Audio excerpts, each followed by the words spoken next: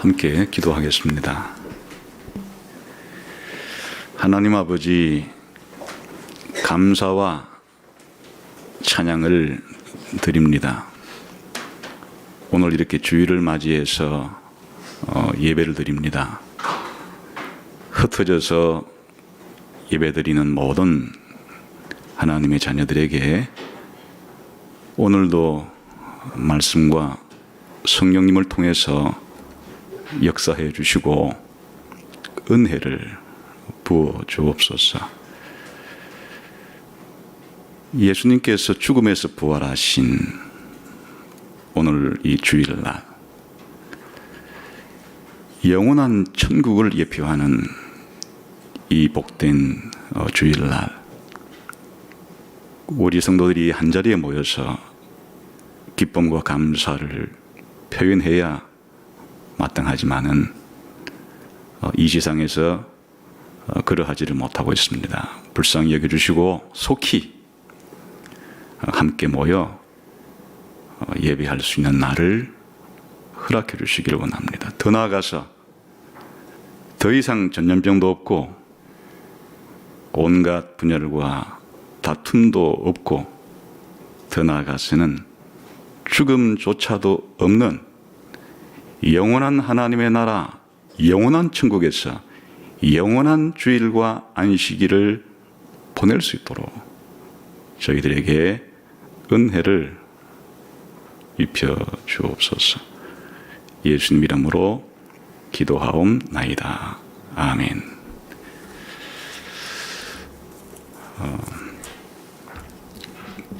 위기가 닥칠 때 어떻게 위기를 대처하느냐에 따라서 두 가지의 상반된 결과가 나옵니다. 위기를 잘 극복하지 못하면은 현재 상태보다도 훨씬 더 못하게 떨어질 수가 있습니다. 그러나 이제 위기를 잘 극복해내면 현재 상태보다는 더 월등하게 좋은 미래가 펼쳐지게 됩니다. 그것은 개인도 마찬가지고 한 단체도 마찬가지고 나라도 마찬가지입니다. 그래서 어떻게 위기만 닥치면은 우리가 더 나락으로 떨어지는 게 아닙니다. 어떻게 대처하느냐에 따라서 그 결과는 전혀 상반된 그런 결과가 도래하게 되는 것입니다. 그러므로 위기 때에 우리가 나락으로 떨어지지 않고 더 좋은 미래로 나아가기 위해서는 이런 위기의 근원이 어디에서 발생을 했는지, 또 어떻게 극복할 수 있는지, 그런 것들을 묻는 것이 좋습니다. 특별히 시편 89편은 국가가 위기에 처했을 때 국난의 그런 위기 앞에서 하나님께 드리는 기도이기 때문에 마땅히 우리의 이 국가 정체성, 우리 국가가 어떻게 시작이 되었나, 우리 국가가 존재하는 이유와 목적은 뭔가, 이런 것들을 생각하게 됨으로써 현재의 위기를 넘어서서 더 좋은 나라, 더 좋은 세상을 바라볼 수가 있겠습니다. 그래서 시편 89편은 바로 그러한 배경 속에서 이 시가 지어졌다고 볼 수 있습니다. 그럴 때 이제 보통 한 나라 같으면은 그 한 나라의 이 정체성, 한 나라가 만들어지게 된 그런 배경과 한 나라의 존재의와 한 나라의 목적 같은 것들이 헌법에 담겨 있죠. 그 헌법에 그 나라의 정체성이 잘 담겨 있습니다. 그런데 이제 하나님께서 다스리시는 이 하나님의 나라, 하나님 나라의 헌법은 어디에 담겨 있을까요? 넓게 말하면 성경에 담겨 있지만 좀 더 좁게 말하면 언약 속에 담겨 있습니다. 하나님께서 하나님의 나라를 어떻게 만드시고 어떻게 진행해 가시고 어떻게 완성하실 건지에 대한 하나님의 이런 그 계획이 하나님이 사람들과 맺은 언약 속에 있는 겁니다.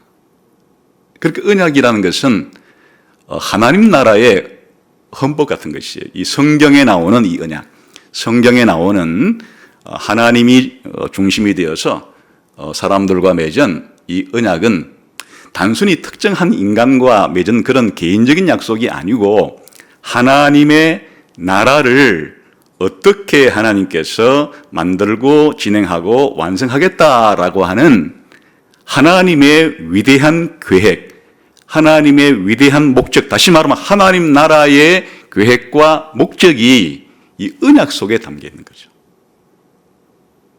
그래서 하나님 나라의 백성들은 이 세상 속에서 자기의 삶이 위태롭고 또 하나님 나라가 위태롭게 느껴질 때 다시금 하나님 나라의 헌법을 꺼내놓고 하나님께서 이 나라를 어떻게 만드셨는지, 어떻게 하겠다고 하나님께서 약속했는지, 장차 하나님의 나라가 어떻게 완성이 될 건지를 알면 현재의 이 위기 상황을 제대로 극복해낼 수가 있는 겁니다.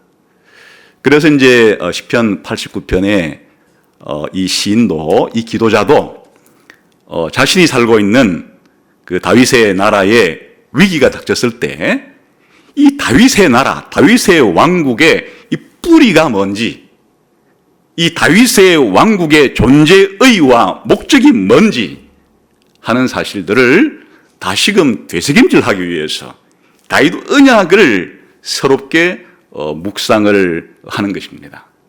그래서 오늘 읽은 이제 이 내용이 바로 하나님께서 다윗에게 약속한 다윗 언약이라고 부르는 부분들을 다시 끄집어내놓고 그 내용을 다시 상기하면서 다시 음미하면서 이 현재의 상태를 어떻게 바라보고 미래를 전망해야 할지를 그렇게 생각을 하는 것입니다. 그래서 이제 오늘 이 시편 89편은 다윗 언약과 뗄래야 뗄 수 없는 밀접한 관련을 가지고 있습니다. 그래서 이 시편을 좀 더 자세하게 알기 위해서는 하나님께서 다윗에게 약속을 해주신 우리가 다윗 언약이라고 부르는 그 부분이 처음에 어떻게 나오게 되고 내용이 뭔지를 알아야 이제 이 오늘 읽은 내용을 우리가 알 수가 있는 겁니다.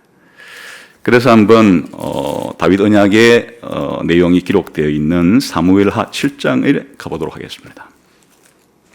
사무엘하 7장에 가보겠습니다.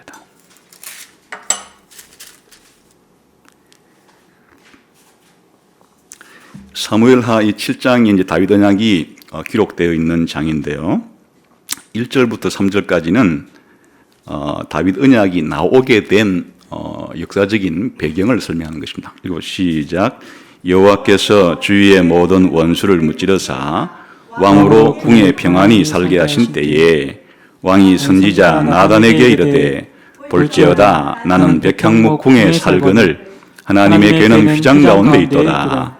나단이 왕께 이르되 여호와께서 왕과 함께 계시니 마음에 있는 모든 것을 행하소서 하니라.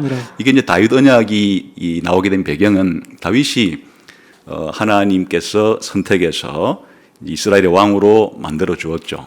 그리고 여러 어려움들을 다 극복해내고 이제 예루살렘에다가 그 왕궁까지 그렇게 이제 짓는 일을 마쳤습니다. 그러니까 하나님이 나를 왕으로 만들어 주시고 또 예루살렘이라고 하는 왕도도 주시고 또 이제 왕궁도 건설했는데 실질적으로 이스라엘의 진짜 왕은 자기가 아니고 여호와 하나님이니까 실제로 자기가 사는 왕궁보다도 이스라엘의 왕중왕이신 하나님의 이 왕궁은 더 크고 더 좋아야 되는데 지금 텐트에 있으니까 안 되겠다. 하나님의 집, 하나님의 왕궁인 성전을 짓고 싶다. 이런 소원을 품게 된 겁니다. 정당한 소원이죠. 그래서 이제 이 소원을 선지자 나단한테 알리니까 이제 나단이 그거 참 좋은 계획입니다. 하나님 기뻐할 것입니다. 한번 그렇게 추진을 해보세요라고 이제 이렇게 이제 얘기를 해준 겁니다. 근데 이제 그러면 이 추진을 해야 되는데 이게 자기 마음대로 해서는 안 되는 거죠. 하나님이 나단에게 이제 밤에 나타나가지고 이제 다윗에게 알려줘라. 해서 이제 이게 하나님이 나단에게 먼저 일러주시고 나단을 통해서 다윗에게 알려주라 한 거니까 이게 나단의 신탁이라 부르는 거예요. 그래서 지금부터 이제 나단의 신탁이 나오는 겁니다. 4절부터 시작. 그 밤에 여호와의 말씀이 나단에게 임하여 이르시되 가서 내 종 다윗에게 말하기를 여호와께서 이와 같이 말씀하시되 네가 나를 위하여 내가 살 집을 건축하겠느냐. 내가 이스라엘 자손을 애굽에서 인도하여 내던 날부터 오늘까지 집에 살지 아니하고 장막과 성막 안에서 다녔나니 이스라엘 자손과 더불어 다니는 모든 곳에서 내가 내 백성 이스라엘을 먹이라고 명령한 이스라엘 어느 지파들 가운데 하나에게 내가 말하기를 너희가 어찌하여 나를 위하여 백향목집을 건축하지 아니하였느냐고 말하였느냐. 이 말은 뭔가 하면요, 다윗한테 가서 아직 때가 아니니까 짓지 말라 해라 이런 말이에요. 하나님이 이렇게 말한 게 아니에요. 다윗아 참 훌륭한 계획이다. 진작 그랬어야지. 빨리 네 소원대로 내 집을 성전을 지어라 이렇게 한 게 아니고 일단 나단한테 뭐라고 알려주는 게 아니니까 아직은 때가 아니니까 너는 내 성전을 짓지 마라. 이렇게 먼저 짓겠다는 소원에 대해서는 아직 때가 아니기 때문에 너는 짓지 마라. 이렇게 이제 말을 먼저 했어요. 그러나 이제 이것이 그 나단의 신탁 다윗 언약이라고 부르는 부분의 제일 첫 부분이에요. 그다음 두 번째 부분이 이제 8절부터 시작. 그러므로 이제 내 종 다윗에게 이와 같이 말하라. 만군의 여호와께서 이와 같이 말씀하시기를 내가 너를 목장 곧 양을 따르는 데에서 데려다가 내 백성 이스라엘의 주권자로 삼고 네가 가는 모든 곳에서 내가 너와 함께 있어 네 모든 원수를 네 앞에서 멸하였은즉 땅에서 위대한 자들의 이름같이 네 이름을 위대하게 만들어 주리라. 내가 또 내 백성 이스라엘을 위하여 한 곳을 정하여 그를 심고 그를 거주하게 하고 다시 옮기지 못하게 하며 악한 종류로 전과 같이 그들을 해하지 못하게 하여 전에 내가 사사에게 명령하여 내 백성 이스라엘을 다스리던 때와 같이 아니하게 하고 너를 모든 원수에게서 벗어나 편히 쉬게 하리라. 여기까지는 이제 누구한테 해당되는 그 약속인가 하면 다윗 본인에게, 다윗 개인에게 이제 하나님이 약속을 해준 내용이에요. 핵심은 뭔가 보면 아주 간단하죠. 하나님께서 다윗을 뭐 했다고요?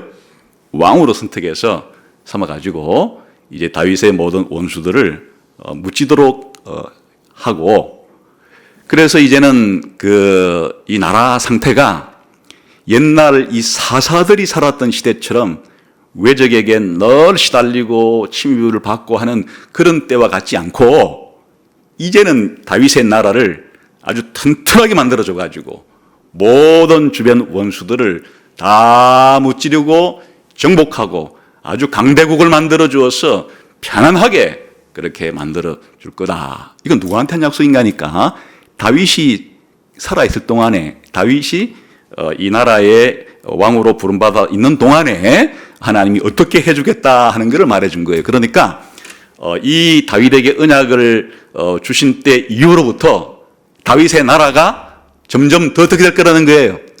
더 강력하고 부강하게 되어서 주변 나라들을 그렇게 완전히 정복을 하는 그래서 이제 적들이 이스라엘 나라를 사사시대처럼 침공해서 늘 이스라엘 나라가 시달리는 그런 나라가 아니고 이제 그런 적들로부터 안전하고 평화로운 그런 나라를 만들어 주겠다 하고 이렇게 하나님이 다윗에게 약속을 한 거예요.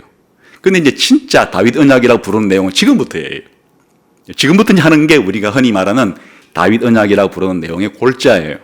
자, 이제 봅시다. 아까 어디까지 읽었죠? 11절 이제 아까 읽었던 다음 후반부터 시작. 여호와가 또 내게 이르노니 여호와가 너를 위하여 집을 짓고 내 수완이 차서 내 조상들과 함께 누울 때 내가 네 몸에서 날 네 씨를 네 뒤에 세워 그의 나라를 견고하게 하리라. 그는 내 이름을 위하여 집을 건축할 것이요 나는 그의 나라 왕위를 영원히 견고하게 하리라. 나는 그에게 아버지가 되고 그는 내게 아들이 되리니 그가 만일 죄를 범하면 내가 사람의 매와 인생의 채찍으로 징계하려니와 내가 네 앞에서 물러나게 한 사울에게서 내 은총을 빼앗은 것처럼 그에게서 빼앗지는 아니하리라. 내 집과 내 나라가 내 앞에서 영원히 보존되고 내 왕위가 영원히 견고하리라 하셨다라. 이게 이제 다윗 언약의 핵심 골자예요. 그러니까 다윗 개인에 대한 약속이 아니고 누구에 대한 약속이? 다윗의 아들. 다윗의 아들에 대한, 다윗의 후손에 대한 약속이 다윗 언약의 핵심인데, 한마디로 말하면 누가 성전을 지어야 되는 거니까 하나님이 다윗의 아들로 보내어줄 그 다윗의 아들이 나를 위해서 성전을 짓게 될 거라 그 말이에요. 아까 그 다윗이 성전을 짓고 싶다고 말했을 때 그건 네가 할 일이 아니고 이제 누가 할 일이라는 거예요? 다윗의 아들을 통해서 내 성전을 짓겠다 하는 게 이제 약속인데, 그런데 하나님을 위해서 성전을 짓게 될 그 다윗의 아들에게 하나님이 이제 놀라운 약속을 해주는 거예요. 어떤 약속을 해주는가 하니까 그의 아들의 왕위는 영원할 것이다. 이게 뭐예요? 이제 다윗에게 한 위대한 약속은 뭔가 하니까 다윗이 혼자 개인적으로 왕노릇 잘 하다가 죽으면 그것으로 다윗의 왕권은 끝나버리고 또 새로운 사람이 이스라엘의 나라의 왕이 되는 그런 게 아니고 이제 다윗에게는 다윗 당대에도 위대한 왕을 만들어 주겠지만은 더 중요한 약속은 다윗의 왕조를 세워주는데 다윗의 왕조 자체가 영원할 것이라는 거예요. 다시 말하면 하나님이 지금 앞으로 세세 무궁토록 인류 역사 가운데 벌어질 일에 대해서 위대한 계획을 다윗에게 지금 발표해 주신 건데, 앞으로 내가 너의 아들로 보낼 그 인물을 통해서 왕위를 그에게 줄 텐데 그의 왕위는 영원 무궁하게 될 것이다. 다시 말하면 너의 왕조 자체가 영원 무궁하게 될 것이고 너의 나라가, 다윗의 나라가 영원 무궁하게 될 거다 하는 게 다윗 언약의 핵심이 되는 거예요. 그러니까 다윗 왕조의 영원성과 다윗의 나라의 영원성, 이것은 이제 결국 다윗의 나라가 아니죠. 아까 누구의 나라라 그랬어요? 이 다윗을 왕으로 삼고 다윗의 아들에게 왕위를 부여해 주신 분이 누구예요? 하나님이시니까 이게 다윗의 왕조, 다윗의 나라라는 이 말은 다른 말로 말하면 하나님의 이 나라가 영원하게 될 건데, 이 하나님의 나라를 하나님이 직접 통치하는 게 아니고 다윗에게 왕권을 주었듯이 다윗의 아들에게 왕권을 주어서 다윗의 아들에게 준 왕권은 영원한 왕권, 영원한 나라가 될 거다라고 하는 영원한 하나님 나라에 대한 계획이고 발표예요.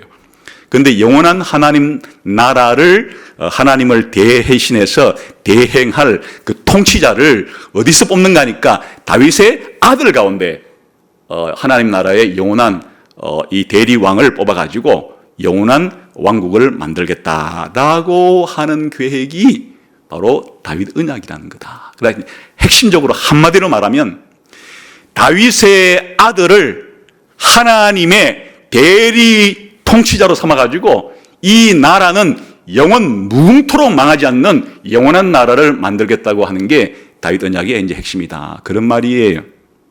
이게 이제 배경이 되는 것이에요. 그래서 이제 본문으로 돌아봅시다. 이런 이제 내용을 알고 우리가 보면 다윗 언약의 이제 기본적인 내용 가운데 하나는 부수적으로 누구한테 약속이 있었어요?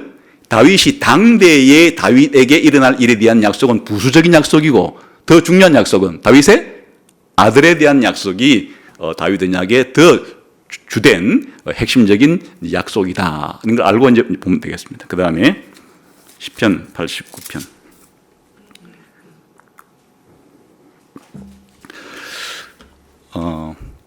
우리가 지금까지 살펴보았듯이 시편 89편은 4개의 큰 연으로 되어 있었는데 1절부터 4절까지가 이제 서론이었고 5절부터 18절까지는 하나님의 위대하심에 대한 찬양이라 그랬죠. 그래서 이제 지금 오늘 읽었던 19절부터 37절까지는 다윗 언약에 대한 내용인데 이게 이제 두 부분으로 나눠요. 아까 하나님이 다윗에게 약속을 해주라 그럴 때 다윗 개인에게 해준 약속과 다윗의 아들에게 해준 약속과 같이 지금 시편 89편에 이 시인이 다윗 언약을 다시금 묵상할 때 그 내용을 잘 알았어요. 그래서 이 다윗 언약을 지금 두 부분으로 나누는 거예요. 그래 19절부터 27절까지는 다윗에게 한 그 약속이에요. 그리고 28절부터 37절까지는 다윗의 아들에게 대한 약속이에요. 자, 그렇게 생각하고 이제 한번 봅시다. 19절을 읽어봅시다. 시작.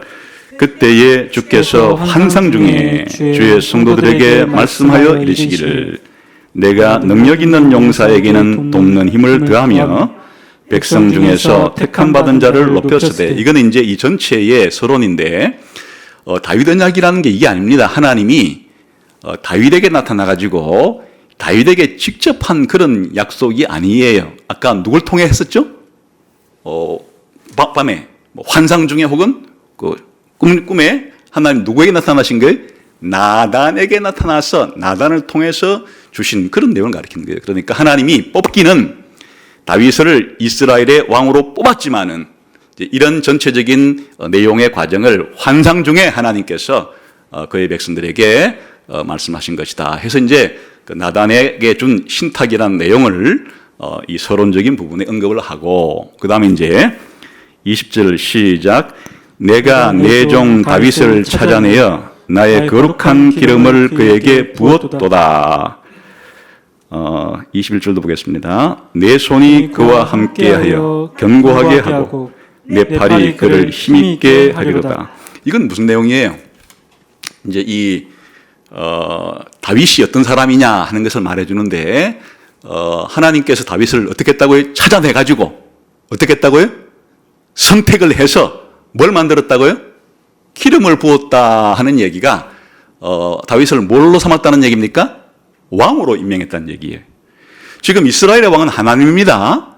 그런데 하나님이 통치를 하는데 지금 하나님이 다윗이 얼마나 놀라운 인물인가 하면 하나님의 선택을 받아서 왕으로 기름 부음을 받았기 때문에 이제 지금부터는 다윗이 바로 하나님의 누굽니까?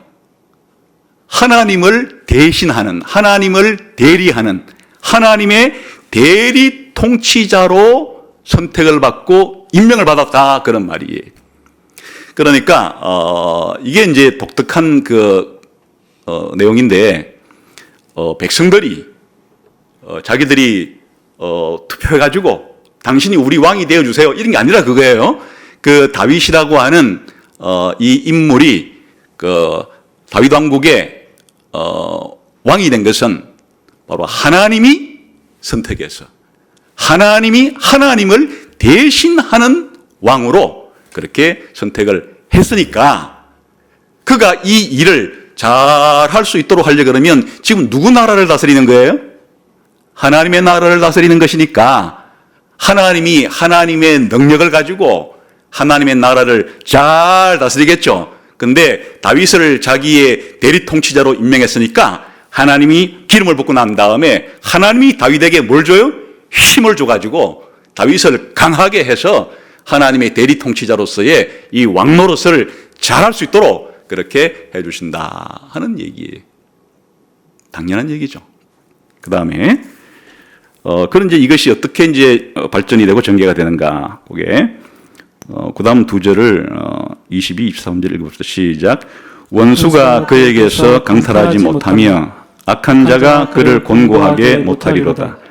내가 그의 앞에서 그 대적들을 박멸하며 그를 미워하는 자들을 치려니와. 이게 이제 하나님이 다윗을 왕으로 삼아가지고 처음에 뭘 하는가 하니까 원수들에게 적들에게 공격을 당해서 나라가 무너지는 게 아니라 오히려 원수의 공격을 막아내고 거꾸로 원수를 무찌를 수 있도록 그렇게 힘을 주신다 하는 거예요. 원수가 있습니다. 적국이 있어요. 다윗이 하나님의 왕이 됐을 때는 이제 아무런 적들도 없고 그냥 온 나라가 그냥 하나님이 통치를 받는 그런 평화 시기가 아니에요. 다윗이 왕으로 임명을 받은 이 시기는 다윗 왕국의 이스라엘 나라의 적들이 동서남북을 뺑 둘러싸고 있어서 언제든지 호시탐탐 이 이스라엘이라는 나라를 빼앗고 이스라엘이라는 나라를 침입해서 그들을 없애버리려고 하는 원수들이 아직도 상존해 있는 전쟁이 있고 다툼이 있는 그런 시기에 하나님의 대리자로 오핀받았으니까 중요한 것은 바로 이 원수들에게 적들에게 나라가 빼앗기면 안 되는 거죠. 나라가 침입을 당해가지고 나라가 망하면 안 되는 거죠. 그런 일은 안 일어나겠고 반대로 오히려 원수들을 점령할 수 있도록 내가 다윗과 함께 하겠다. 그런 말이에요. 이게 그 당시로서는 주변 나라들이겠지만은 이걸 좀 확대해서 하나님 나라라고 생각하면 아직은 하나님 나라의 원수가 있어요. 성경에서는 그걸 사단의 나라라고 부르기도 하는데 사단의 왕국이 있어요. 하나님 나라를 대적해요. 더 아주 그냥 우리가 피부에 와닿게 설명을 하자 그러면 하나님은 진리이시고 하나님은 선하시고 하나님은 의로우세요. 아름다우세요.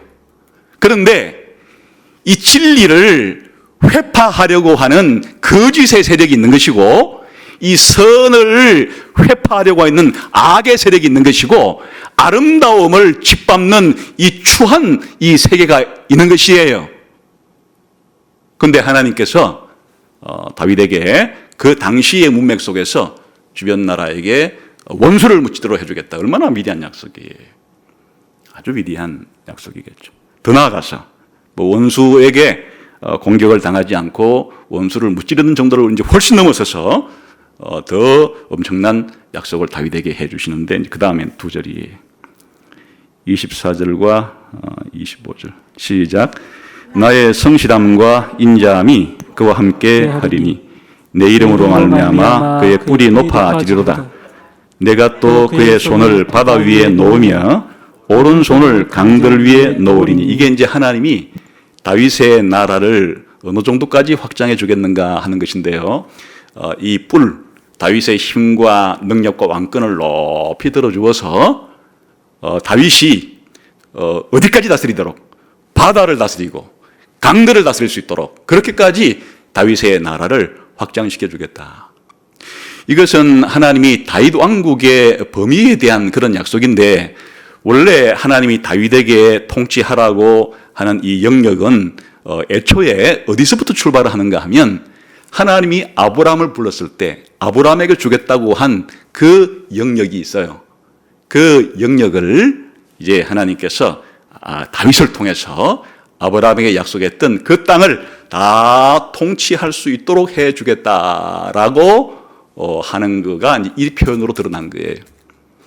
이것은 이제 시편에서 혹은 성경에서 많이 드러나는데 한번 들어보세요. 하나님이 아브라함에게 처음 약속할 때 하나님이 아브라함에게 약속한 그 영역이 그 당시로 볼 때 지리적으로는 이런 정도예요. 그날에 여호와께서 아브라함과 더불어 언약을 세워 이르시되 내가 이 땅을 애굽 강에서부터 그 큰 강 유프라테까지 내 자손에게 주겠다.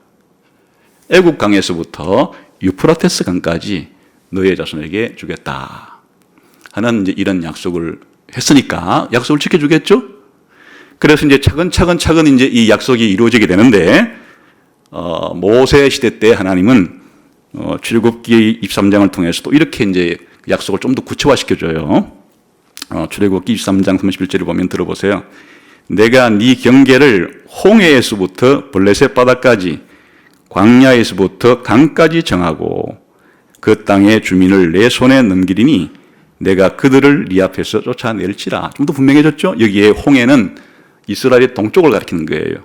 거기 사해를 지나서 계속 내려오게 되면 홍해가 나오는데 이 아카바만이라고 있어요. 거기까지 동쪽 경계선이에요. 그 다음 서쪽은 블레셋 바다인데 블레셋 바다 옆에 바로 그게 지중해예요. 그 다음에 광야는 남쪽을 가리키는 거예요. 유다 남쪽. 그 다음에 강은 북쪽을 가리키는데 유프라테스 강을 가리키는 거예요. 그러니까 아브라함에게 원래 약속했던 이런 동서남북의 경계선을 좀 더 분명하게 말씀해 주시는 거예요. 그래서 하나님이 다윗에게 네 주변 나라들을 다 복속시키고 너희가 평안한 나라가 될 거라라고 말했을 때 다윗의 통치권의 범위가 조그마한 그 여호수아가 가나안 땅에 들어갔을 때의 그런 정도 범위를 이제 월등하게 넘어서서 이렇게 동서남북으로 하나님이 약속했던 그 땅까지를 다 점령하게 해준다는 말 자체가 바로 바다에 손을 네 손을 얹고 강에다가 네 손을 얹는다는 이 표현 자체가 이런 배경을 가지고 있는 것이에요. 그러니까 이제 한마디로 말하면 이 강들과 이런 바다라고 하는 이런 이제 표현들 자체가 딱 그 문자적인 그거를 이제 훨씬 넘어서서 이 배경 속에는 하나님이 장차 이 다윗이 모형으로 예표하고 있는 바로 하나님의 아들인 그리스도가 왔을 때 그리스도가 다스릴 땅 자체가 사실은 모든 나라와 모든 민족까지 다 포함한다는 말을 여기에 내포하고 있는 것이에요. 이제 72편을 보게 되면 조금 더 이게 잘할 수가 있는데 바다에 손을 얹고 강에 손을 얹는다 이 말이 뭔지를 72편을 보면 좀 더 잘할 수가 있습니다. 한번 볼까요? 72편도 다윗의 후손에 대한 그런 시입니다. 자, 한번 8절부터 봅시다. 시작. 그가 바다에서부터 바다까지와 강에서부터 땅끝까지 다스리느니 이게 이제 무슨 말인가 하는 게 그 다음부터 나오는 거예요. 9절부터 11절까지 시작. 광야에 사는 자는 그 앞에 굽히며 그의 원수들은 티끌을 핫을 것이며 다시스와 섬의 왕들이 조공을 바치며 서바와 시바 왕들이 예물을 드리도다. 모든 왕이 그의 앞에 부복하며 모든 민족이 그를 다 섬기리로다. 이게 무슨 말인지 알겠죠? 바다와 땅을 다윗의 후손이 그리고 다스린다 하는 이 표현 자체가 지금 다윗에게 약속된 이것이 뭐를 결국 말하는가 하면 뭐라고요? 그냥 모든 왕과 모든 민족이 다 너의 통치를 받게 될 거다라고 하는데 이제 다윗 당시에는 그 경계선을 그 이스라엘 국경선을 따라서 동서남북 정도로 한정을 시켜줬지만 이게 의미하는 바가 무엇인가 하니까 장차 다윗이 모델로 하고 있는 진짜 예표하고 있는 진짜 원형되는 하나님의 아들이 왔을 때 그에게 하나님 맡기신 이 땅 자체가 이 세상 모든 나라와 민족 전체가 다 하나님이 자신의 통치자로 삼은 왕을 통하여 그렇게 하겠다 그런 말이에요. 그 다음에 다시 89편으로 돌아와서 그 다음 두 절을 읽어봅시다. 26절, 27절 시작. 그가 내게 부르기를 주는 나의 아버지시요 나의 하나님이요 나의 구원의 바위시라 하리로다. 내가 또 그를 장자로 삼고 세상의 왕들에게 지존자가 되게 하며. 이거 놀라운 말이죠. 하나님과 다윗의 관계가 하나님이 다윗을 뭘로 삼았다고요? 하나님의 아들로 삼고 다윗은 하나님을 아버지라고 부를 수 있게 해준다. 하나님이 다윗을 하나님의 아들로 했다는 말인데 이게 이방했다는 말이에요.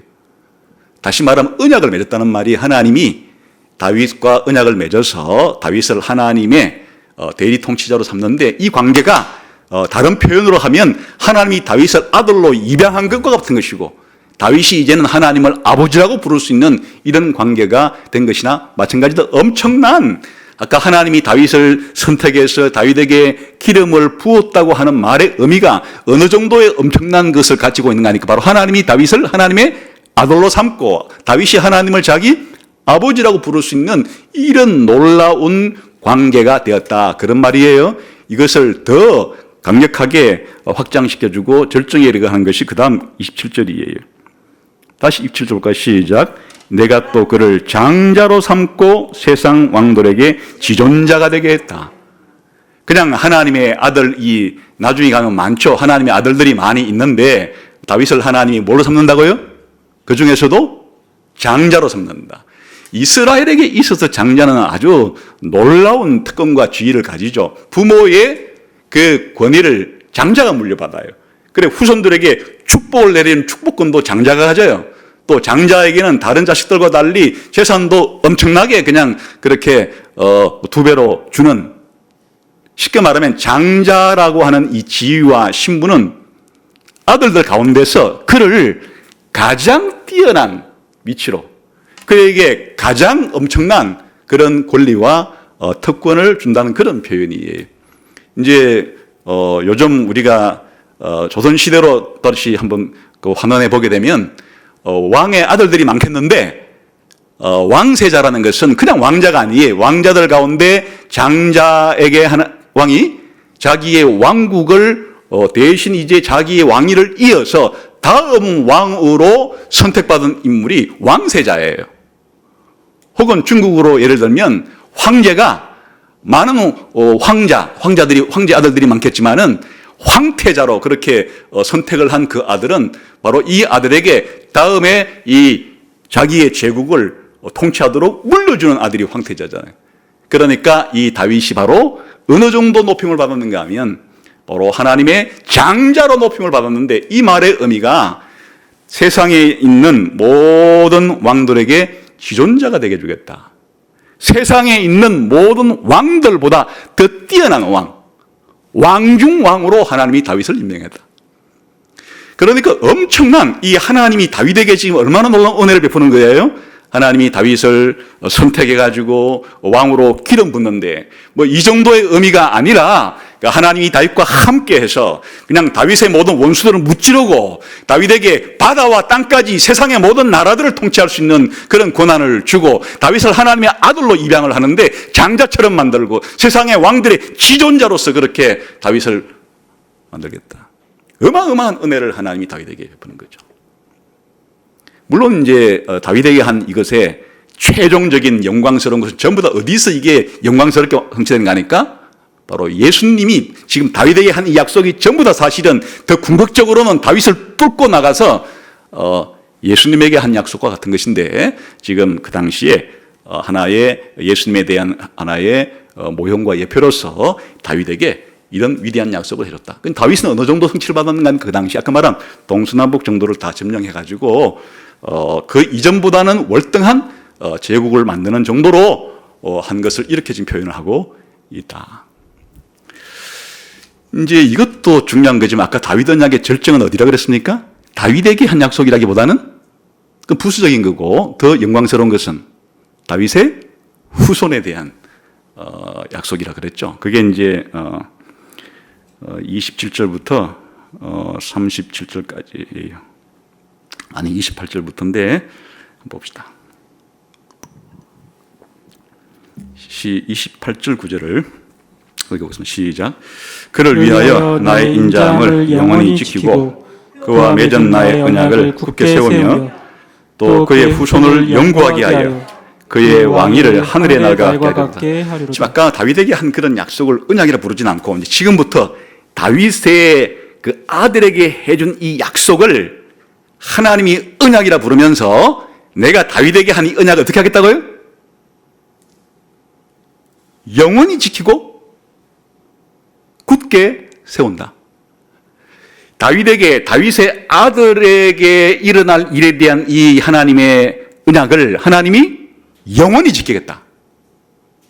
그러니까 이 다윗 언약의 가장 중요한 핵심은 이 영원성이에요. 그러니까 그냥 다윗의 생애에 일어날 뭐 그런 것 정도 약속이 아니라 그랬어요. 지금 다윗의 아들에게 한 이 약속은 그 시간이 그 영원까지 가는 약속이에요. 그런데 이 영원까지 가는 이 약속의 핵심 내용이 뭔가니까 29절을 다시 읽어볼까요? 시작. 또 그의 후손을 영구하게 하고 그의 왕위를 하늘의 날과 같이 한다. 여기에 항상 이스라엘의 신은 평행법으로 된다 그랬죠. 같은 내용을 한 번 더 반복을 하는 것이에요. 그러니까 하늘의 날같이 되게 한다. 이 말이 어려우면 앞에 있는 말로 바꿔 끼우면 되는 거예요. 이 말이 무슨 말이에요? 그의 후손을 영구하게 하고 또 그의 왕위를 영구하게 해주겠다. 이게 다윗 언약의 핵심이란 말이죠. 다윗의 아들을 뭘로 만들겠다고요? 왕으로 만드는데 그 다윗의 아들의 왕위는 언제까지 갈 거라고요? 영원히 간다. 이제 왕조가 생기려 그러면 후손이 일단 생겨야죠. 왕이 후손이 없이 죽으면 왕조가 생기지 않고 그냥 자기 당대로 끝나겠죠. 그러니까 이제 이 약속은 무슨 약속인가 하면 다윗 왕조의 영원성에 대한 약속인데 일단은 후손을 주겠다는 거예요. 후손이 있어야 왕위를 이어갈 거 아니에요. 근데 그 후손도 또 왕위를 뭐 몇십 년 하다가 끝나면 안 되니까 지금 후손도 주는데 그 후손이 다스릴 그 통치의 기간은 언제까지라고요? 영원히 간다. 그래서 지금 하나님께서 아까 우리가 사무엘하 7장에서 보았듯이 이 다윗 언약의 이 위대한 약속은 영원한 나라에 대한 약속이에요. 그 영원한 나라에 대한 약속인데 이 영원한 나라에 대한 약속은 누굴 통해서 영원한 나라를 만들겠다는 약속이에요? 다윗의 후손을 통해서 영원한 나라를 만들겠다는 약속이에요. 근데 이거는 이제 세상 나라의 특징과 비교를 해봐야 이해가 잘 되죠.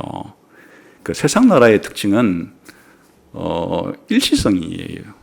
이 한반도 땅에서 그동안에 얼마나 많은 국가들이 세워졌다가 망했습니까? 뭐 우리가 아는 뭐 고구려 백제 신라도 또 고려라는 나라도 조선이라는 나라도 그 몇천 년씩 가지 않죠. 그 왕들도 길어봐야 뭐 몇십 년이죠. 또 그 왕의 아들로 이어지진 그런 왕조가 그렇게 오래 지속이 되지를 않죠. 그러니까 그 나라가 오래가 지속이 되질 않아요. 우리나라만 그런 게 아니고 세계 역사를 다 뒤져봐도 그렇게 오래간 나라가 뭐 500년, 뭐 1000년 가면 그건 엄청나게 길게 가는 것이고, 세상 나라는 다 좀 그렇게 일시적인 게 특징이에요. 그런데 하나님이 다윗 언약을 통해 한 약속은 이런 일시적인 나라가 아니라 영구히 존재하는 그 나라에 대한 약속을 그렇게 하나님이 해 주셨다 하는 거예요. 그런데 이제 이렇게 되기 위해서는 어떤 조건이 충족이 돼야 되는가 하니까 하나님이 다윗에게 해준 약속이 무조건적이어야 되는 거예요. 이게 다윗의 아들로 태어난 왕들이 뭔가 잘못하면 약속 취소야 이러면 이 다윗 언약이 영구해 줄 수가 없죠. 다윗 왕국도 그냥 단촐해지고 말겠죠. 이제 그런 사례가 어디 나오는가 하면 사울이에요. 사울에게는 하나님이 그런 왕국을 약속해 주진 않았어요. 왕으로 뽑긴 뽑았는데 사울이 잘못하자 폐위시켜 버리듯이. 근데 이제 이 다윗 언약은 영구해야 되니까 다윗의 아들들이 이 땅에 태어났을 때 하나님께 잘못을 해도 하나님이 그 잘못과는 상관이 없이 약속을 지켜줘야만 이 언약 자체가 조건적이면 안 되는 것이고 무조건적이어야만 이 언약이 영구해질 수가 있겠죠. 그 다음부터는 이 다윗 언약의 이 무조건적인 은혜에 대한 것이에요. 그 다음부터 봅시다. 30절부터 35절까지가 이 다윗 언약의 무조건성에 대한 이야기예요. 읽어봅시다. 시작. 만일 그의 자손이 내 법을 버리며 내 규례대로 행하지 아니하며 내 율례를 깨뜨리며 내 계명을 지키지 아니하면 내가 회초리로 그들의 죄를 다스리며 채찍으로 그들의 죄악을 벌하리로다. 여기에 뭐가 기록됐습니까? 여기에 법을 버리고 또 규례대로 행하지 않고 율례를 깨뜨리고 계명을 지킨다. 이게 다 같은 말이에요. 법이라는 말, 규례라는 말, 율례라는 말, 계명이라는 말 다양한 용어로 표현되어 있지만 우리가 알고 있는 대표적인 말로 하면 그 뭐예요? 율법을 가리키는 거예요. 율법을 이렇게 다양한 언어로 표현하는 것이에요. 그런데 하나님께서 이스라엘의 왕이 될 이제 기본적인 조건 그리고 의무가 뭔가 하면 신명기 17장에 하나님께서 그렇게 말씀해 놓은 게 있는데 이제 그거는 뭔가 하면 이스라엘의 왕들은 이 율법을 복사를 해야 되는 거예요. 율법을 한부 이제 복사본을 만들어서 왕이 늘 자기 옆에 두고 늘 그 율법을 읽으면서 율법대로 지켜야만 하나님이 그에게 이스라엘의 나라가 영구하게 될 수 있도록 그렇게 해주겠다. 그렇게 했어요. 그러니까 이제 이스라엘 왕들의 가장 기본적인 의무는 뭘 해야 되는 것인가 하면 뭘 해야 되는 것이다 그랬어요? 율법을 복사해가지고는 늘 읽고 이 가운데 기록된 것을 지켜야 이스라엘 나라가 그렇게 이 가나안 땅에서 영구하게 될 것이다. 그런 이야기예요. 그런데 이제 사람이기 때문에 뭐 할 가능성이 있어요? 이걸 어길 가능성이 있잖아요. 그래서 이제 다윗의 이 왕들이 이 율법을 그럼 못 지켰을 때 어떻게 되나? 그러면 하나님이 다윗의 아들이 이 율법을 못 지켰기 때문에 이제 다윗 언약은 취소다, 이렇게 안 하겠다는 것이에요. 다윗의 후손이 왕들이 율법을 어기게 되면 징계는 하겠다. 징계는 하겠다. 그 다른 왕으로 이제 바꿔 준다든지 또 여러 가지의 국난을 맞이한다든지 등등의 그런 그 징계는 하겠지만은 그냥 징계 정도에 머물고 다윗 왕조를 없애버리는 데까지는 나가지 않겠다. 왜냐? 하나님이 다윗에게 맺은 이 언약이 왕들이 이 다윗의 후손이 하나님의 율법을 지키면은 다윗 언약을 지속시켜주고 다윗 언약을 안 지키면 다윗 언약을 깨버리겠다고 한다면 다윗 언약의 지속성 여부가 누구의 조건 속에 달린 거예요? 하나님의 율법을 인간이 순종하느냐 불순종하느냐에 따라서 이 다윗 언약을 지속시켜 주느냐 지속시켜 주지 않느냐가 결정된다면 이 다윗 언약은 무슨 언약이에요? 조건적인 언약이 되는 거예요. 우리 인간의 행위에 따라서 좌지우지 폐지될 수도 있고 유지될 수도 있는 그런 언약이 되는 것이, 다윗 언약은 그런 언약이 아니라 그거예요. 그 다음에 33절부터 다시 35절까지 시작. 그러나 나의 인자함을 그에게서 다 거두지는 아니하며 나의 성실함도 패하지 아니하며 내 언약을 깨뜨리지 아니하고 내 입술에서 낸 것은 변하지 아니하리로다. 내가 나의 거룩함으로 한 번 맹세하였은즉 다윗에게 거짓말을 하지 아니할 것이다. 이건 무슨 얘기입니까? 내가 다윗과 맺은 언약은 어떤 언약이라고요? 하나님이 어떻게 해서 맺으신 언약이라고요? 절대로 내가 이 언약은 깨지 않겠다고 하나님이 뭐까지 하고 만든 언약이라는 거예요. 하나님이 자신의 거룩함을 두고 맹세까지 하면서 내가 다윗에게 한 이 약속, 이 언약은 절대로 내가 깨지 않겠다. 내가 반드시 이 언약은 영원 무궁토록 지키고야 말겠다고 하는 것을 하나님이 이렇게 확정을 해 주신 언약이니까, 아까 혹시 다윗의 아들들이 다윗 왕조를 이어가면서 좀 죄를 지었을 때 뭐까지는 하시겠다 그랬어요? 징계까지는 그렇게 하지만은 다윗에게 한 다윗 왕조의 이 영원성, 이건 절대로 파괴되지 아니할 것이다, 그렇게 한 거예요.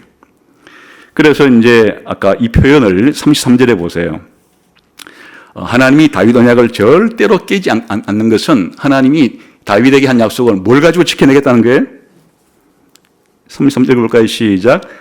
그러나 나의 인자함을 그에게서 다 거두지 아니하며 나의 성실함도 패하지 아니하리라. 왜?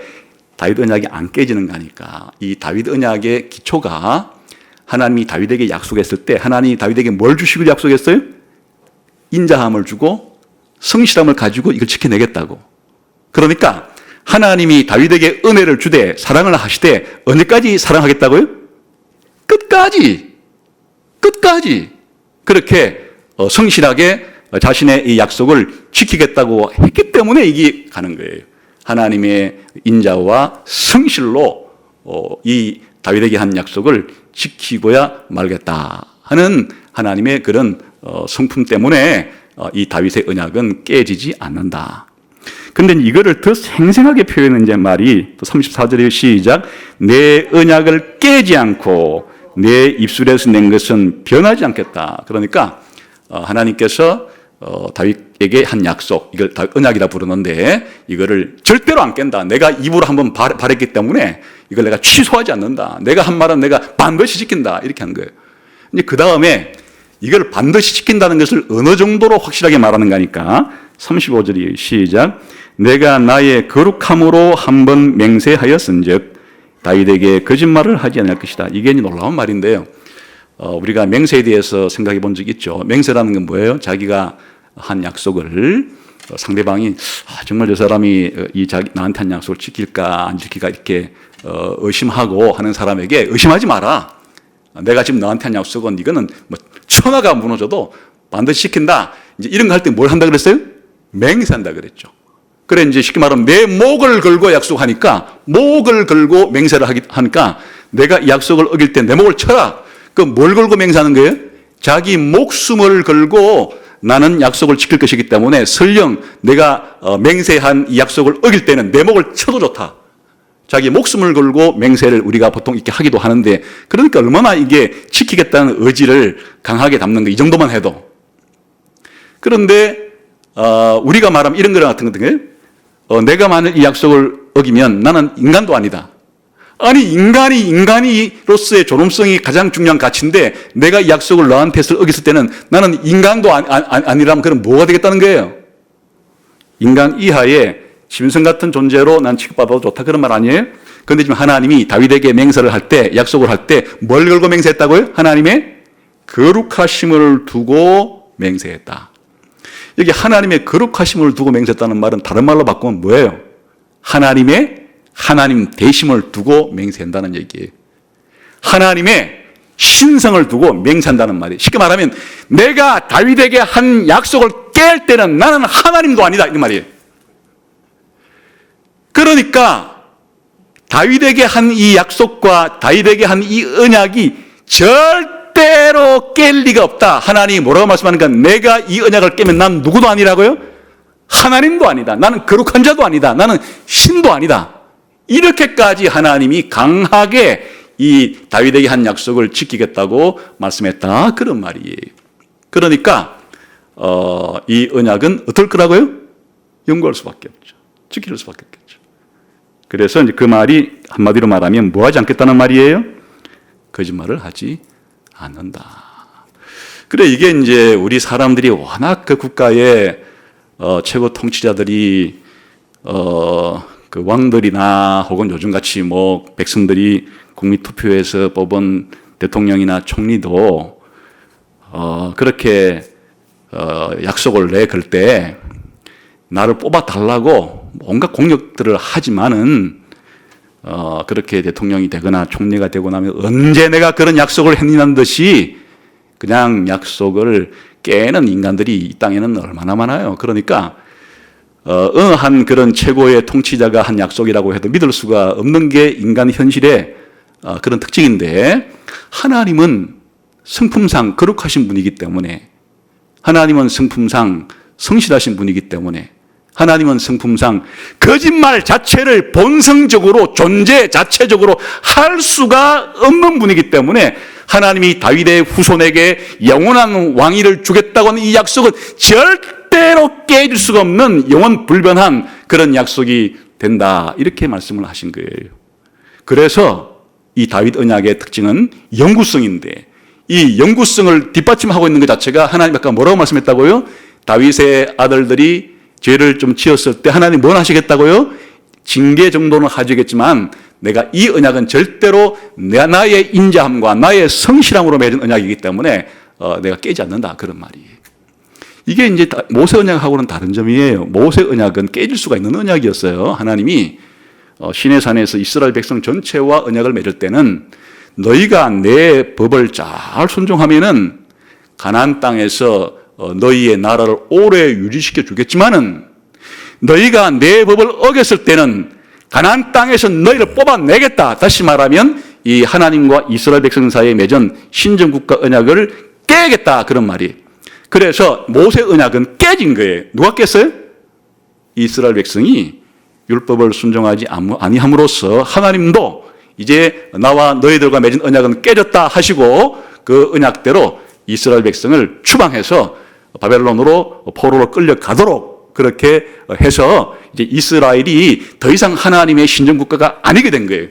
그런데 놀라운 것은 하나님이 다윗에게 한 이 역사는 이 언약은 그런 이스라엘의 신정국가하고도 별개의 하나님이 영원한 하나님 나라를 하나님이 만들 텐데 이 영원한 하나님 나라는 누구를 통해서 계속 이어지게 하겠다고요? 다윗의 아들을 통해 영원히 이어지게 하겠다는 약속이기 때문에 이 약속은 절대로 깨어지지 않는 그런 약속이 된다. 그런 말이죠. 그래서 우리 인간이 어떻게 하느냐에 따라서 깨질 수 있는 언약이 아니에요. 이 언약은 영원한데 하나님이 우리 인간의 행위를 조건으로 내걸지 않았기 때문에 이 언약의 지속 여부 자체가 이게 은혜로운 언약이라 부르는 것이에요. 마지막으로, 그러니까 이런 언약은 뭐 할 수밖에 없어요? 다시 영원할 수밖에 없죠. 한 번 더 이 다윗 언약의 영원성을 이야기하고 마칩니다. 한번 36절 봅시다. 시작. 그의 후손이 장구하고 그의 왕위는 해같이 내 앞에 항상 있으며 또 궁창의 확실한 증인인 달같이 영원히 견고하게 되리라 하였도다. 아까 이미 했던 얘기예요. 아까 8절 9절에 그의 후손을 영구하게 하고 그의 왕위를 하늘의 날처럼 영구하게 해줄 거다 한 말을 다시 이제 더 반복하면서 확실하게 하늘의 날과 같게 된다는 말이 뭔지를 설명해 주는 거예요. 하늘에 뭐가 있어요? 낮에는 뭐가 있어요? 해가 있고 밤에는 뭐가 떠요? 달이 뜨고. 그러니까 하나님이 다윗의 후손에게 주는 왕위가 영구할 거란 얘기를 이제 무엇에 빗대었는가 하니까 해가 있는 동안에는 그의 왕위도 영원할 것이다. 달이 있는 동안에는 그의 왕위도 영원할 것이다. 근데 해가 뜨지 않을 때가 있겠어요? 달이 뜨지 않을 때가 있겠어요? 그러니까 하나님이 약속한 이 언약은 해가 뜨는 동안에 달이 뜨는 동안에 하나님이 어떻게 하겠다는 거예요? 영원히 이 약속을 지키겠다. 그런 이야기죠. 그런데 이제 이것이 또 잘 설명된 것이 이제 왜 해란 얘기를 하고 달이란 얘기를 하는가 하는 게 72편에 보면 또 아까 그 배경이 나옵니다. 72편을 봅시다.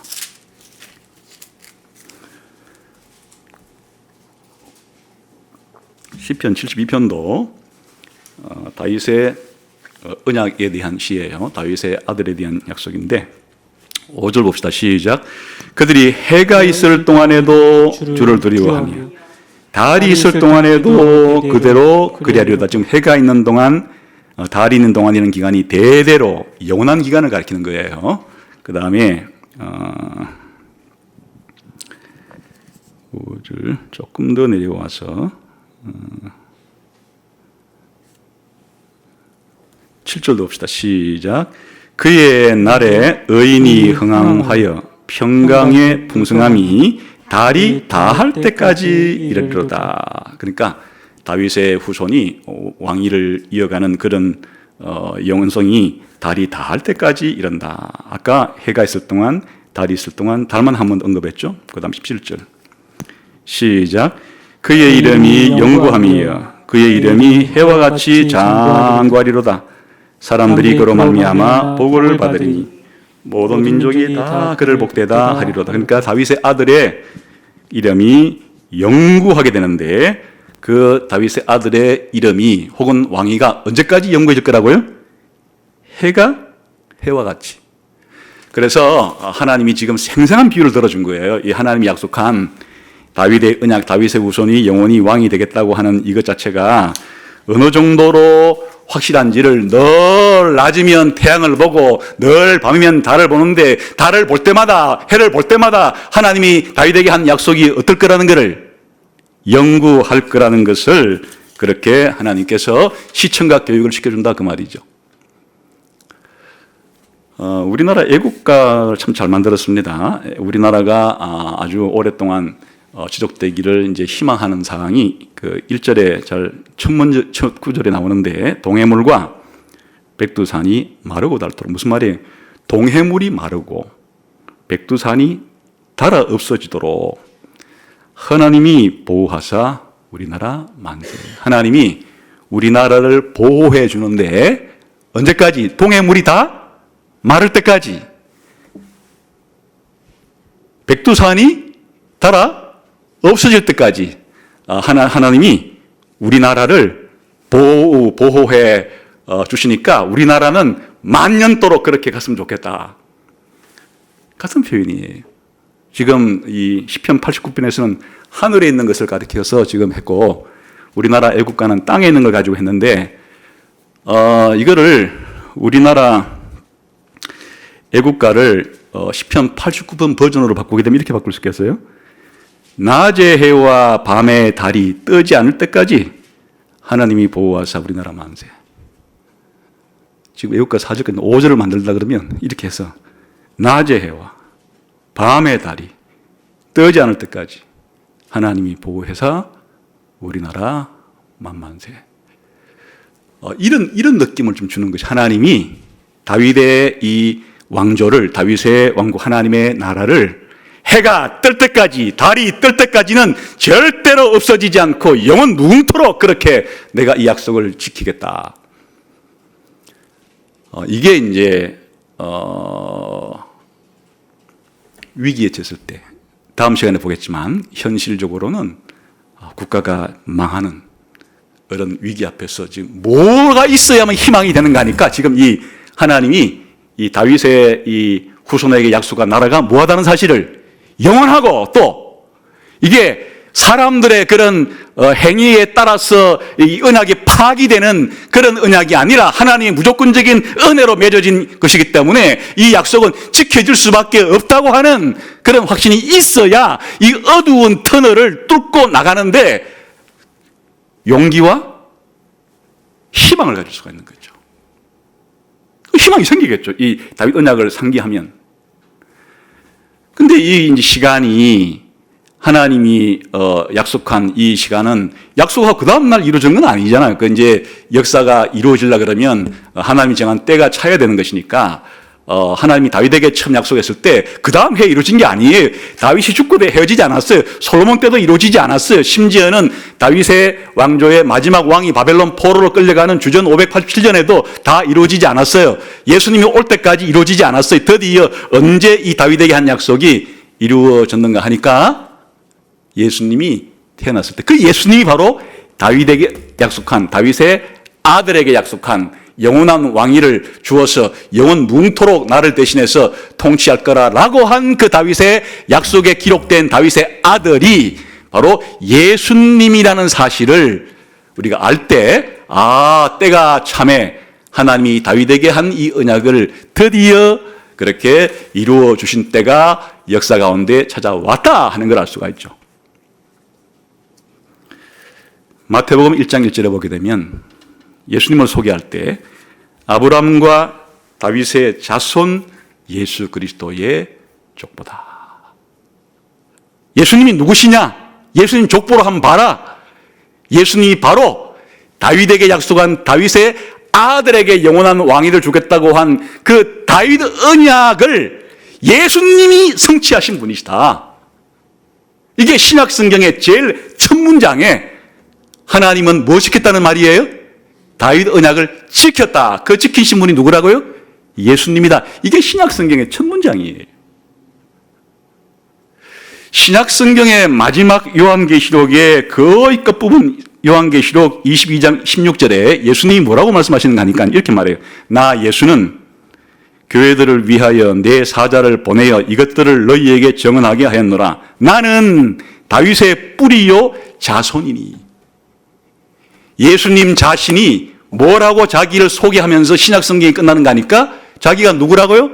내가 바로 다윗의 뿌리에서 다윗에 나온 다윗의 자손이다. 내가 바로 다윗에게 너의 후손에게 영구한 왕위를 주어서 그 나라는 해처럼 달처럼 그렇게 영구하게 있을 거라고 말했던 그 인물이 바로 나다.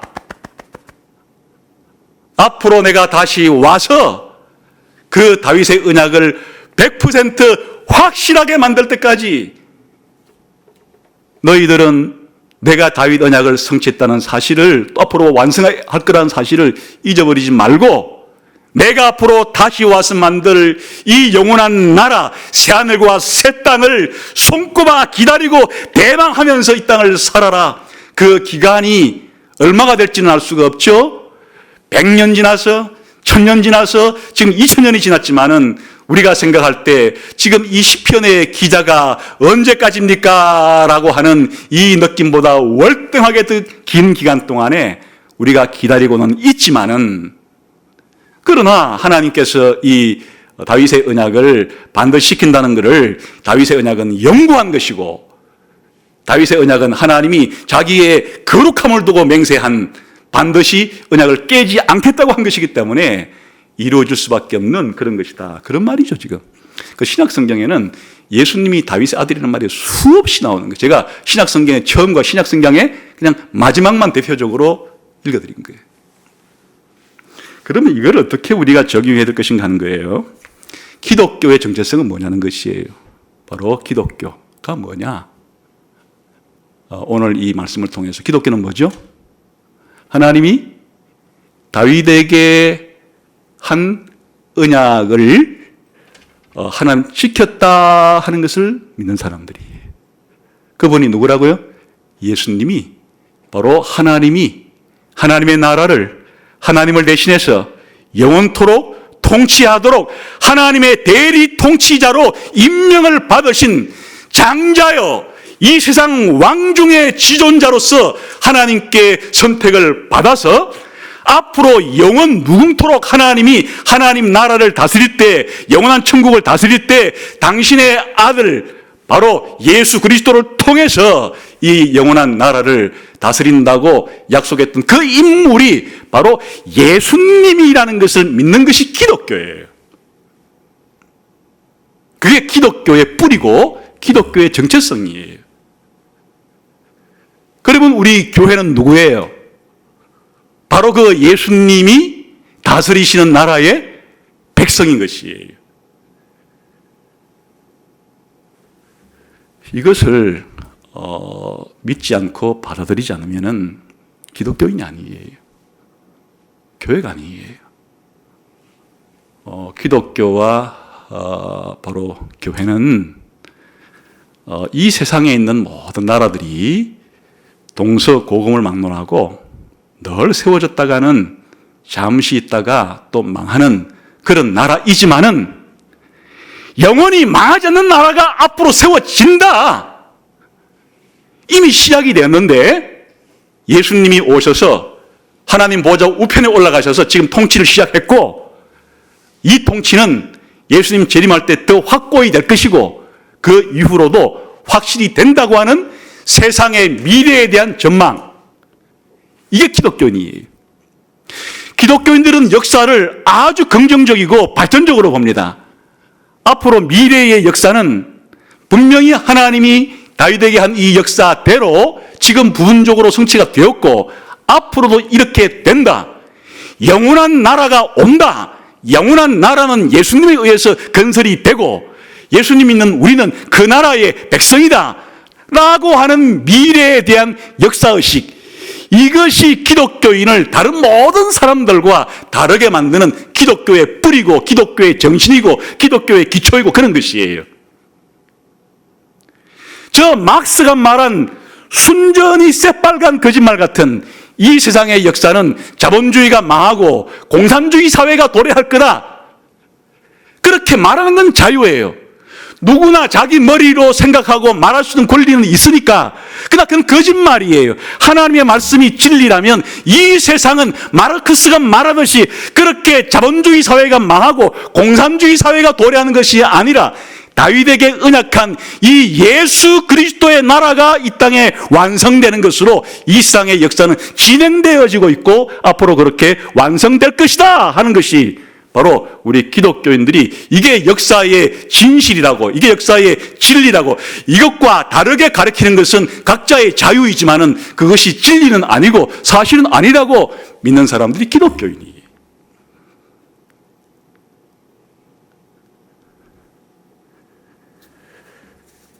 물론 우리가 이 땅에 살아갈 때 이중국적자이기 때문에 우리가 태어난 나라의 국적을 가진 나라에도 시민권이 있습니다.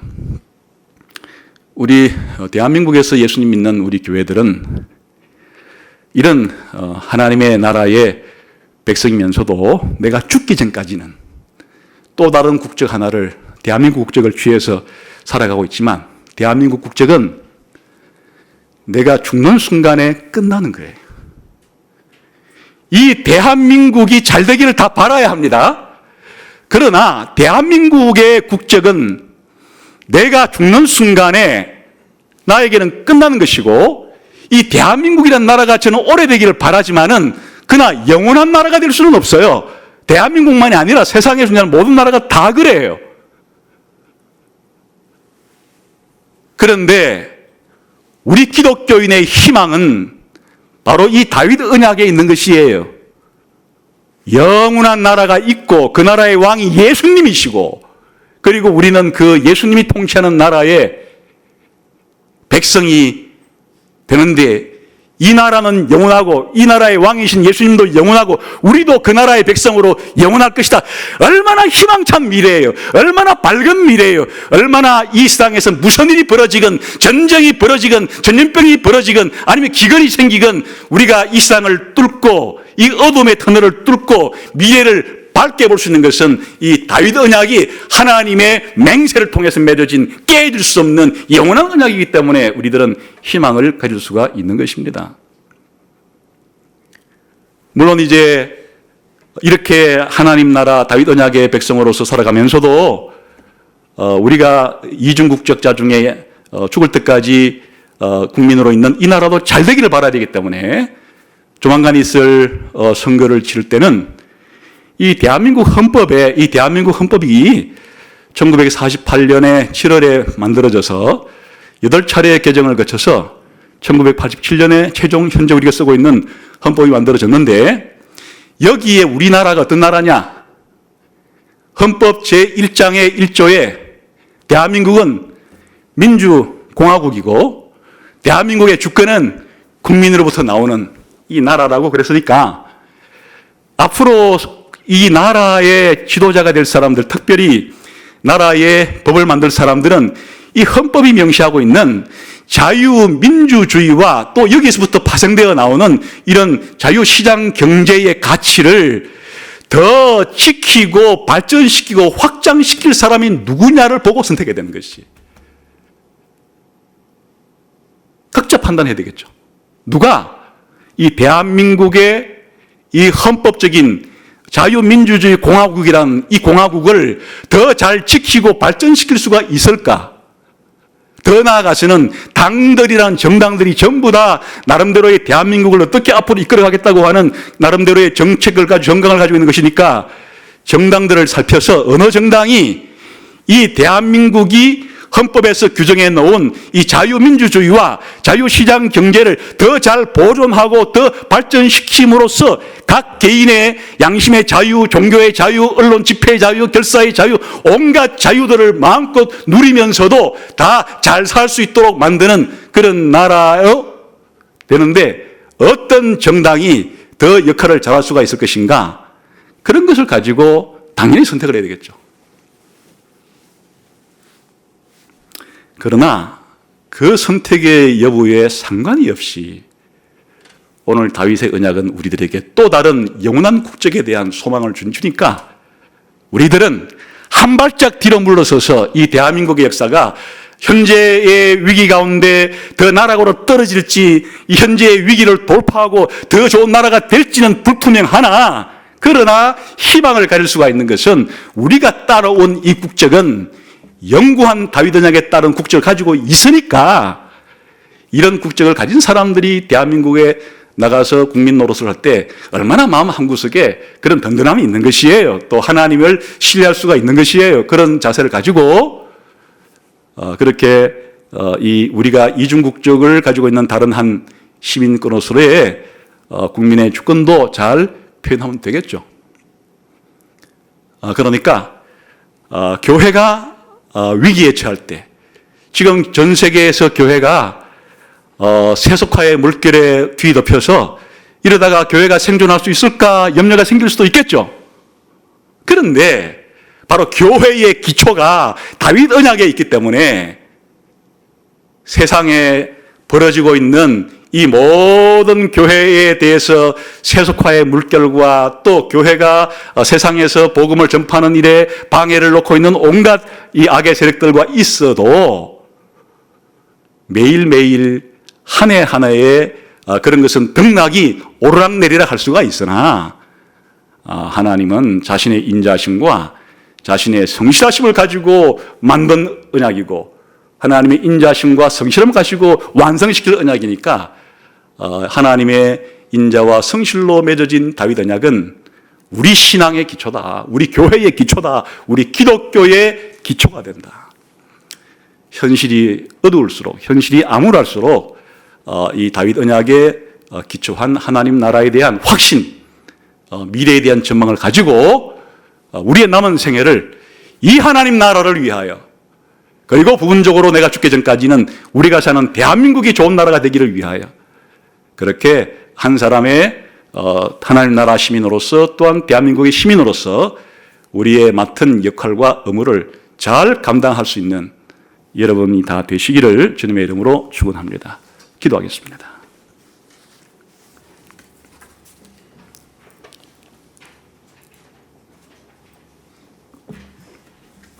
하나님 아버지, 이리 보아도 저리 보아도 많은 어려움과 역경에 처한 이 세상의 모습, 또 이 나라의 형편 가운데 우리가 희망을 잃어버리지 않고 낭망하지 않고 하나님이 다윗에게 한 이 약속, 이 언약을 기초로 다시금 오뚜기처럼 우리를 고추 세우고 하나님이 약속한 영원한 나라에 대한 전망을 가지고 이 나라에 대한 소망을 불붙듯 하게 하여서 개인에게 닥치는 어려움이나 가정에 닥치는 어려움이나 우리가 속해 있는 단체에 속한 어려움이나 이 나라에 속한 어려움이나 온 세계가 속한 어려움을 위기를 돌파해 나갈 수 있는 저희 모두가 되게 해 주옵소서. 예수님 이름으로 기도하옵나이다. 아멘.